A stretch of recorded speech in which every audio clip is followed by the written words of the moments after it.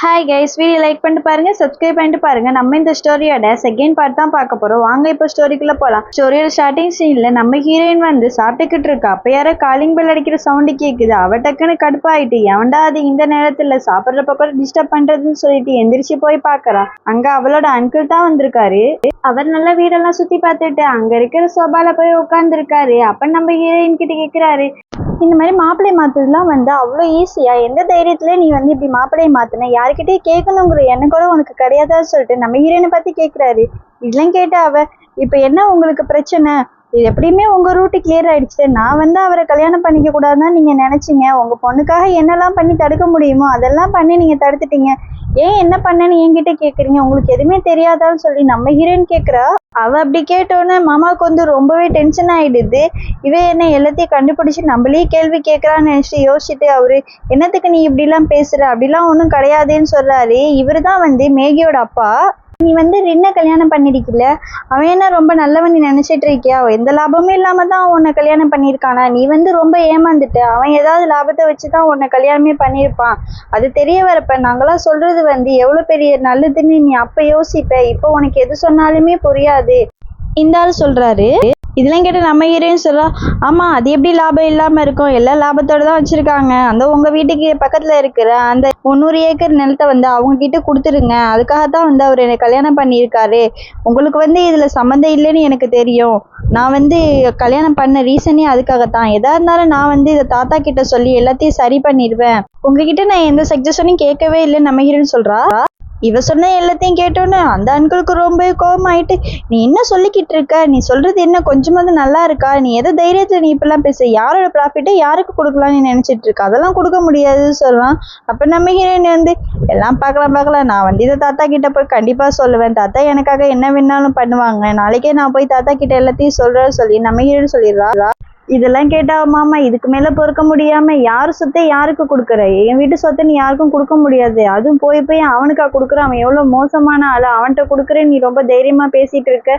இதுக்கெல்லாம் ஒரு முடிவு கட்டுறேன், என்ன நடக்க போகுதுன்னு மட்டும் பாரு அப்படின்னு இந்த ஆளு சொல்றாரு. அப்ப நம்ம ஹீரோயின் வந்து, நீங்க ரொம்ப நல்லவங்க மாதிரி பேசிட்டு இருக்கீங்க. இது எல்லாமே வந்து உங்க பொண்ணுக்காக தானே பண்ணீங்க.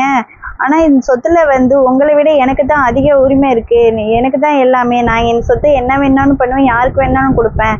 நீங்க வந்து இதெல்லாம் தலையிடுறதுக்கு உங்களுக்கு எந்த ஒரு ரைட்ஸுமே கிடையாது. உங்க வேலையை நீங்க பாருங்க. நான் தாத்தா கிட்ட வந்து எல்லாத்தையும் நான் சொல்லி நான் பார்த்துக்கிறேன்.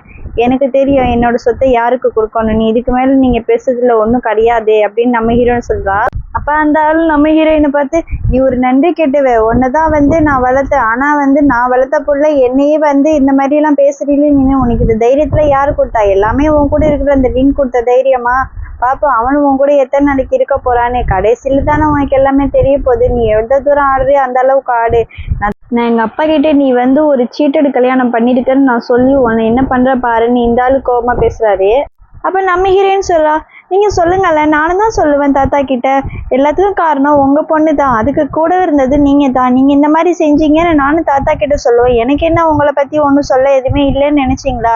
இப்ப வந்து நான் உங்களை வீட்டை விட்டு வெளில போங்கலாம் நான் சொல்லவே இல்லை. நீங்க ஆனா இப்ப வெளில போறது நல்லது. இதுக்கு மேல நீங்க இருந்தீங்கன்னா உங்களுக்கு மரியாதை கிடையாதுன்னு நம்ம ஹீரோயின் சொல்லிடுறா.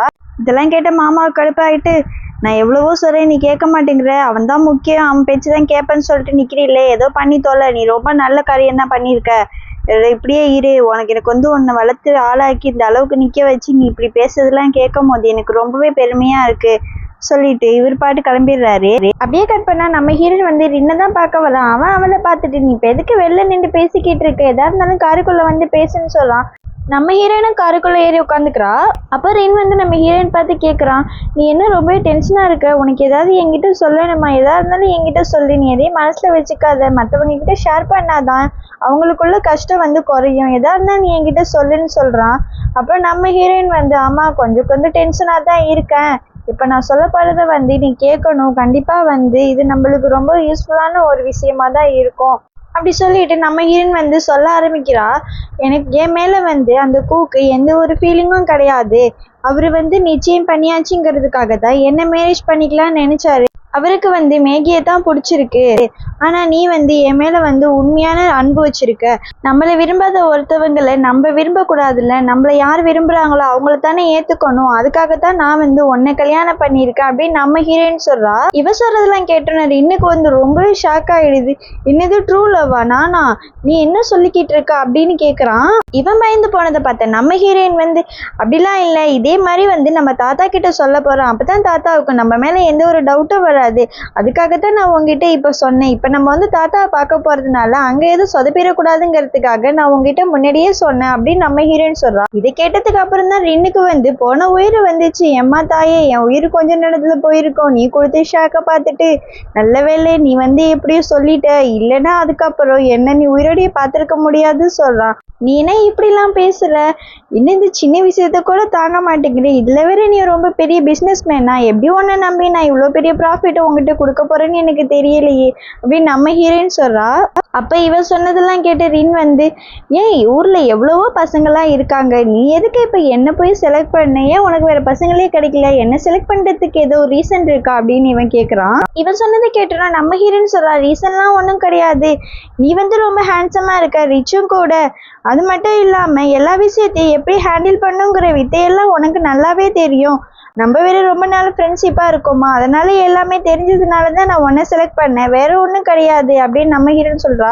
இவ சொன்னதெல்லாம் கேட்டோன்னே ரின் வந்து அவ மேல கையை போட்டு, வசதிக்கு இல்லைனாலும் அசதிக்காச்சும் போட்டுக்கலாமேன்னு சொல்றான். அப்ப நம்ம ஹீரோயினை சிரிச்சுட்டு வேற ஒன்றும் சொல்லாம அவளுமே ஓகே சொல்லிடுறான்.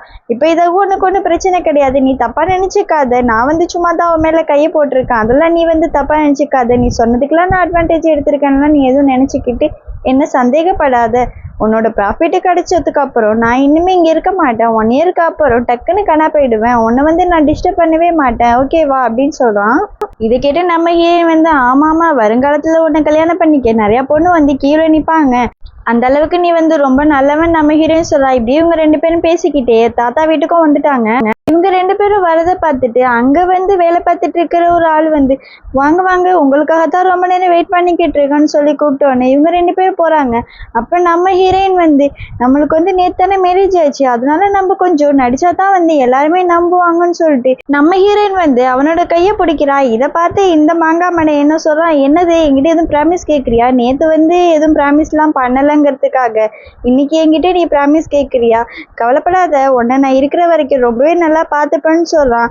இதை கேட்டு நம்ம ஹீரோயின் வந்து, அழகு இருந்தா அறிவு இருக்காதுன்னு முன்னாடி எல்லாரும் சொல்லுவாங்க, அது வந்து நான் இப்பவே நல்லா பார்த்துட்டேன்னு சொல்லி அவனை அப்படியே கலாய்ச்சி விட்டுறா. பாவம் அந்த பச்சை மண்ணுக்கு தான் ஒண்ணுமே புரியல, என்ன சொல்றேன்னு கேட்குறான். அப்ப நம்ம ஹீரோயின் வந்து, ஒன்றும் சொல்லல, வா நம்ம வீட்டுக்குள்ள போகலான்னு சொல்லிட்டு இவங்க 2 பேரும் வீட்டுக்குள்ள வந்துடுறாங்க. அப்படியே நம்ம ஹீரோயினும் தாத்தா பார்க்க அவங்களோட ரூமுக்கு வராங்க. அவளை பார்த்து நம்ம ஹீரோயின் வந்து ரொம்ப எக்ஸைட் ஆயிட்டு தாத்தான்னு சொல்லி கத்திட்டே அவ பக்கத்துல போறா. அவளை பார்த்து அவரு, செல்லம் நல்லா இருக்கியாடா, என்ன ரொம்ப நாள் கழிச்சு வந்திருக்க தாத்தாவை பார்க்கறதுக்கு, உனக்கு இப்பதான் டைமே கிடைச்சிச்சா, தாத்தாவை மறந்துட்டியான்னு கேட்குறாங்க. இதெல்லாம் கேட்டோன்னு, நான் எப்படி என்னோட தாத்தாவை மறப்பேன், அதெல்லாம் நான் மறக்கவே இல்லை. நீங்க நல்லா இருக்கீங்களா, உங்களுக்கு உடம்பு நல்லா இருக்கா, டேப்லெட்லாம் போட்டிங்களா, சாப்பிட்டீங்களான்னு இவ பாட்டு பேசிட்டு, தாத்தா இவர் பேரு ரின்னு, இவரை தான் வந்து மேரேஜ் பண்ணியிருக்கான்னு சொல்றா. அவரை பார்த்தோன்னா வந்து நம்ம தாத்தாவுக்கு வந்து ரொம்பவே வந்து சந்தோஷமா இருக்கு. அப்ப தாத்தா சொல்றாரு, நான் வந்து கேள்விப்பட்டேம்மா இந்த மாதிரி வந்து மாப்பிள்ளையை மாத்திட்டேன்னு சொல்லிட்டு, ஆனா என்ன ரீசன்னு தெரியல, இந்த பையனை பார்த்தா நல்ல பையன் மாதிரி தான் இருக்கு, உனக்கு பிடிச்சிருந்தா சந்தோஷமானே தாத்தா சொல்றாரு. தாத்தா சொன்னதை கேட்டு நம்ம ஹீரோயின் வந்து தாத்தா கிட்ட சொல்றா, நான் வந்து அவரை கல்யாணம் பண்ணிக்கணும்னு எனக்கு கொஞ்சம் கூட ஆசையே கிடையாது, எனக்கு அவர் மேல எந்த ஒரு ஃபீலிங்ஸும் இல்லை, அவருக்கும் அதே மாதிரி கிடையாது. ஏதோ என்கேஜ்மெண்ட் பண்ணிட்டாங்க, அதுக்காக வந்து மேரேஜ் பண்ணி தான் ஆகணும்னு, வேற வழி இல்லாம தான் நானும் இதுக்கு ஒத்துக்கிட்டேனே நம்ம ஹீரோயின் தாத்தா கிட்ட சொல்லிக்கிட்டு இருக்கா. இதெல்லாம் கேட்டு தாத்தா வந்து அப்ப வந்து என்ன பார்த்து சொல்றாரு, உன் பேர் வந்து எங்கேயும் கேட்டா மாதிரி இருக்கேப்பா, பழக்கப்பட்ட பேர் மாதிரி தான் இருக்கு, நீ யாரு, உன் ஃபேமிலி என்னன்னு கேக்குறாங்க. நம்ம ஹீரோ வந்து அவன் ஃபேமிலியை பற்றிலாம் சொல்கிறான். இவன் சொன்னது அவன் ஃபேமிலியை பற்றிலாம் சொன்னதுன்னு தாத்தாவுக்கு இவனை ரொம்ப பிடிச்சிருச்சு. எனக்கு ஒன்று ரொம்ப பிடிச்சிருக்குப்பா, நீ ரொம்ப நல்ல பையனாக இருக்க, அமைதியாக பேசுகிற, உன்னை மாதிரி ஒரு பையன் வந்து என் பேத்தியை கிடைச்சதுக்கு அவன் எந்த ஜென்மத்தில் புண்ணியம் பண்ணானே தெரில, ஆனால் தப்பா உன்ன மாதிரி ஒரு அமைதியான பையன் என் பேத்தியை கிடைச்சிருக்குன்னு தாத்தா ரொம்ப சந்தோஷமாக சொல்லிக்கிட்டு இருக்காரு. இவர் சந்தோஷப்படுறதெல்லாம் பார்த்தோன்னே நம்ம ஹீரோனுக்கு வந்து ரொம்பவே ஹாப்பியாகிடுது. அப்போ தாத்தா வந்து நம்ம ஹீரோயினை பார்த்து சொல்கிறாங்க, நீங்கள் 2 பேரும் வந்து நேற்று தான் மேரேஜ் பண்ணிருக்கீங்க, இன்னைக்கு தான் வீட்டுக்கு வந்திருக்கீங்க, கண்டிப்பாக நீங்கள் விருந்து சாப்பிட்டுட்டு தான் போகணும், நீங்கள் வரேன்னு சொன்னோன்னே நான் எல்லா அரேஞ்ச்மெண்ட்டும் அங்கே பண்ண சொல்லிட்டேன், அவங்க வந்து சாப்பாடுலாம் செஞ்சுட்டாங்களா, ரெடி ஆயிடுச்சான்னு கொஞ்சம் பார்த்துட்டு வாமான்னு நம்ம ஹீரோயினை பார்த்து சொல்றாங்க. நம்ம ஹீரோயினும் அப்படியே தாத்தா சரி நான் போய் பார்த்துட்டு வரேன், நீங்க 2 பேரும் பேசிக்கிட்டு இருங்கன்னு சொல்லிட்டு நம்ம ஹீரோயினும் வெளில போயிடுறா. நம்ம ஹீரோயின் வந்து வெளில வந்து பார்த்தா அவளுக்கு அங்கே ஒரு பெரிய வில்லங்க இருக்கு. வேற யாரு, அவளோட மாமா தான். அவளை பார்த்துட்டு என்னம்மா கண்ணே இங்கே நீ வந்துட்டு அதுக்குள்ள என்ன தாத்தாவை கரெக்ட் பண்ணுறதுக்காக வந்திருக்கியா, என்ன நீ மட்டும் வந்திருக்கா, உன் புருஷன் இங்கே அவங்க கூட வரலையா, அதான் எனக்கு தெரியுமே அந்த பையத்தான் விட்டுட்டு போயிடுவான்னு, இவ்வளோ சீக்கிரம் விட்டுட்டு போயிடுவான்னு ஆனால் நினைக்கவே இல்லைன்னு சொல்கிறான். அப்போ வந்து நம்ம ஹீரோயின் சொல்லலாம், நீங்கள் ரொம்பவே வந்து நல்லா நடிக்கிறீங்க மாமா, உங்ககிட்ட தான் வந்து எப்படி நடிக்கணும்னு உங்ககிட்டயும் உங்களோட பொண்ணுகிட்டயும் தான் கற்றுக்கணும். அவர் வந்து தாத்தா கூட ரொம்ப ஹாப்பியாக பேசிக்கிட்டு இருக்காருன்னு சொன்னோன்னே இந்த ஆள் மூஞ்சி செத்து போச்சு. நீ என்ன சொல்கிற, தாத்தா வந்து பேசிக்கிட்டு இருக்காரா, அவர் வந்து அவ்வளோ சீக்கிரம் யாரு கூடயும் பழக மாட்டாரு, இது எப்படி நடந்துச்சு அப்படின்னு சொன்னோன்னே ஏன் என் புருஷன் ரொம்ப நல்லவர் அதனால நடந்துச்சு அப்படின்னு சொல்கிறா. இதை கேட்டால் அந்த மாமா வந்து நீ சும்மா காமெடி பண்ணாத, புருஷனே என்ன ஒரு வருஷத்துக்கு கூட இருப்பானா, இவனுக்கு எல்லாம் கிடைச்சோன்னு என்னன்னா 2 மாசத்துல அடுத்த மாசமும் ஓடி போறான், நீ இதுக்கு வந்து இவ்வளோ பில்டப் கொடுத்துக்கிட்டு இருக்கியா, சரி எப்படியுமே வந்து அடுத்த கல்யாணத்துக்கு உனக்கு நான் ஏற்பாடு பண்றேன், நீ எதை பத்தியும் கவலைப்படாத, என்ன பண்றது நான் வந்து உன்னை வளர்த்த பொண்ணாச்சே அப்படின்னு சொல்லிட்டு இந்த ஆளு போயிடுறாரு. அவர் பேசிட்டு போனதுக்கு அப்புறம் நம்ம ஏன் நினைச்சிட்டு இருக்கா, இந்த ஆளு என்ன யாரோ மாதிரி என் கூட சண்டை போட்டுக்கிட்டு இருக்காரு, இவர் வந்து என் ஃபேமிலியில ஒருத்தவர் தானே, அப்படி எங்க இவர் என்ன பாக்குறாரு, கடைசி வரைக்கும் நான் இவர்கிட்ட சண்டை போடணும்னு தான் இருந்துச்சுன்னா சண்டை போடுறேன், எனக்கு வந்து என்னோட காரியம் தான் முக்கியம், தாத்தா வந்து நம்மள நம்பினா போதும் நம்ம ஹீரோ நினைச்சுக்கிறா. எல்லாரும் வந்து சாப்பிட டைனிங் ஹாலுக்கு வந்துடுறாங்க. அப்ப தாத்தா வந்து நம்ம ஹீரோ பார்த்து சொல்றாங்க, நீ வந்து வெக்கப்படாதப்பா, நல்லா சாப்பிடு, வெக்கப்பட்டுலாம் சாப்பிடாம இருக்காத, இதுவும் வீடு தான், உனக்கு என்ன பிடிச்சிருக்குன்னு நீ கேட்டு வாங்கி சாப்பிடுன்னு சொல்றாங்க. அப்ப அவனும் ஓகே சொல்றான். ஹீரோயினும் வந்து ரொம்ப சந்தோஷமா இருக்கு அவளுக்கு, தாத்தா வந்து நம்மள நம்பிட்டாருன்னு மனசுக்குள்ள நினைச்சிட்டு இருக்கா. அப்ப இந்த மாமக்கார சும்மா இல்லாம அப்பா அப்பான்னு கூப்பிடுறான். என்னடா ஏன்டா நொயின்னுட்டே இருக்குன்னு அவரு டென்ஷன் ஆகுறாரு. உனக்கு சாப்பாடா முக்கியம், நான் உனக்கிட்ட ஒரு விஷயம் சொல்லணும், அதை கேளு அப்படின்னு சொல்றான். என்ன விஷயம், சீக்கிரமா சொல்லு, பசிக்க வேலை செய்து இவ்வளோ சாப்பாடை மேலே வச்சுட்டு நீ என்ன கதை பேசிக்கிட்டு இருக்க, என்ன விஷயம் சொல்லுன்னொன்னு, இந்த மாதிரி அந்த 300 ஏக்கர் நிலத்தை வந்து இந்த ரின்னுக்கு கொடுக்க போறதா கேள்விப்பட்டேன்ப்பா, அது என்ன உண்மையா அப்படின்னு சொல்லிட்டு இந்த ஆள் அப்படியே நெய்ஸா போட்டு கொடுத்துடுறாரு தாத்தாட்ட. தாத்தா அப்படியே ஷாக் ஆயிடுறாங்க. அப்ப ஹீரோ வந்து நம்ம ஹீரோயின் கிட்ட, அங்க பாரு நீ பாட்டு இங்க சாப்பிட்டுட்டு உட்காந்துருக்க, உங்க மாமா பாரு அவர்கிட்ட என்னென்னமோ சொல்லிக்கிட்டு இருக்காங்க, அப்ப வந்து எனக்கு அந்த இடம் கிடைக்காதா, அப்ப நீ சொன்னது பொய் தானா, உங்க வீட்டுல யாரும் ஒத்துக்கலையான்னு இவன் கேக்குறான். அப்ப மாமா பேச ஆரம்பிக்கிறாரு, இவன் வந்து சின்ன பையன், இவன்கிட்ட வந்து அந்த இடத்துல வந்து ப்ராஜெக்ட் பண்ணுன்னு சொல்லி கொடுத்தா இவன் என்ன சொதப்பிட மாட்டானா, இவனுக்கு என்ன தெரியும், வயசு அனுபவமும் கிடையாது, எந்த ஒரு அனுபவமும் இல்லை, அதை நம்பி இவனை கொடுத்தா கடைசியில நம்ம நஷ்டத்துக்கு தான்ப்பா போவோன்னு இந்த ஆளு அப்படியே வலப்பழத்துல ஊசி ஏத்துற மாதிரியே சொல்லிடுறாரு. அப்ப தாத்தா சொல்றாரு, எனக்கு வந்து அந்த இடத்துல இவன் ப்ராஜெக்ட் பண்றதுக்கு எந்த ஒரு இதுவும் கிடையாது, அந்த இடத்த வந்து நான் இவன்கிட்டயே கொடுத்துடலான்னு நினைச்சிட்டு இருக்கேன், இவனுக்கு வந்து அதை பார்த்துக்க எல்லா தகுதியும் இருக்கு, பையனும் கூட நல்லா எல்லாம் பார்த்துப்பான், அவனுக்கு எல்லாமே தெரியும், இந்த இடத்துல ப்ராஜெக்ட் பண்ணுறதுக்கு நான் இவங்கிட்ட தான் கொடுக்க போகிறேன் அப்படின்னு சொன்னோன்னே இதை கேட்ட ஹீரோவுக்கு வந்து செம்ம ஹாப்பி ஆகிடுது. தாத்தா எனக்கு ரொம்ப ஹாப்பி, இந்தாங்க இந்த சிக்கன் வச்சுக்கோங்க, ரொம்ப நேரமாக அவங்க தட்டில் ஒன்றுமே இல்லை சாப்பிடுங்கன்னு சொல்கிறான். இதை கேட்டோன்னு தாத்தா வந்து உன்னோட சந்தோஷம் எனக்கு தெரியுதுப்பா, நீ வந்து நல்லா என்ஜாய் பண்ணு, உனக்கு வந்து அந்த பார்த்துக்கிறதுக்கு எல்லா தகுதியும் இருக்குது, நீ கரெக்டாக பார்த்துக்கோ அப்படின்னு சொல்கிறான். இப்போ நம்ம ஹீரோ சொல்கிறான், தாத்தா நான் அதில் வர சரிபாதியை உங்ககிட்ட நான் கொடுக்குறேன் அப்படின்னு சொன்னோன்னே இந்த மாமாவுக்கு ஒன்றுமே புரியல, என்னடா நடக்குது இங்க, நம்ம ஒண்ணு நினைச்சு வந்தா இவங்க ஒண்ணு பேசிக்கிறாங்க, கடைசி வரைக்கும் நம்மளுக்கு எந்த லாபமும் கிடைக்காது போல, நஷ்டத்துலதான் போறோம், இவன் பேசுறான்னு இந்த ஆளும் நம்பிக்கிட்டு இருக்காரு, எங்க அப்பனுக்கு சரியான கூறுகட்டு போய் நிக்கிறான். அப்படி பரவாயில்ல, இவன் ப்ராஜெக்ட் சக்சஸ் ஆயிடுச்சுன்னா ஏதோ சரி பாதியில தரேன்னு சொல்லலாம், அது எப்படியுமே கூட தான் வரும், அந்த பாதி கூட நமக்கு கிடைச்சா கூட போதும், மற்றதெல்லாம் வந்து ஏற்பாடு பண்ணிக்கலான்னு இந்த ஆளு மனசுல நினைச்சிட்டு இருக்காரு. இவரோட ஆசையில 2 அள்ளி மண்ணள்ளி போட்டாரு தாத்தா. அப்பா இந்த ப்ராஜெக்ட்ல வர லாப நஷ்டம் எல்லாமே உனக்கு தான் சேரும், எங்களுக்கு நீ ஒண்ணுமே கொடுக்க வேணாம், உனக்கு வந்து நான் மேரேஜ் கிஃப்டா இதை கொடுக்குறேன்னு வச்சுக்கோன்னு தாத்தா சொன்னோன்னு அவ்வளவுதான் மாமா அப்படியே ஷாக் ஆயிட்டாரு. ஓகே ஃப்ரெண்ட்ஸ், இதோட இந்த எபிசோட் முடியுது. உங்களுக்கு இந்த வீடியோ பிடிச்சிருந்தா லைக் பண்ணுங்க, ஷேர் பண்ணுங்க, கமெண்ட் பண்ணுங்க, அப்படியே மறக்காம நம்மளோட சேனலை சப்ஸ்கிரைப் பண்ணுங்க. தேங்க்ஸ் ஃபார் வாட்சிங் அவர் வீடியோ. Bye bye.